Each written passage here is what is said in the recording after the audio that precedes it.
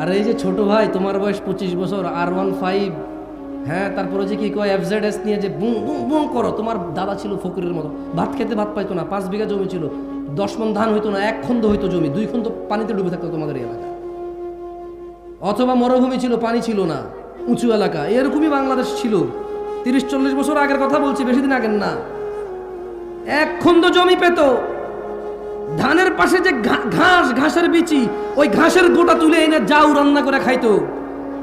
অনেক পয়সাওয়ালা হয়ে গেছো না, তাফাল্লিং করে বেড়াও। শুধু 1 শতক জমি 15 লাখ টাকা হওয়ার কারণে তোমার যে মেম্বার এখন অনেক কিছু, তোমার যে চেয়ারম্যান এখন অনেক কিছু। ওর বাপ দাদার কি ছিল আমরা জানি না, না? ও কত বড় পয়সাওয়ালা, 10 তলা বিল্ডিং তোলে, মসজিদে এসে 2 লাখ টাকা দান করে। ও কি ব্যবসা করে? ওর বাপে কোন চেরাগ রাইখা গেছে আলাদিনের ওর জন্য?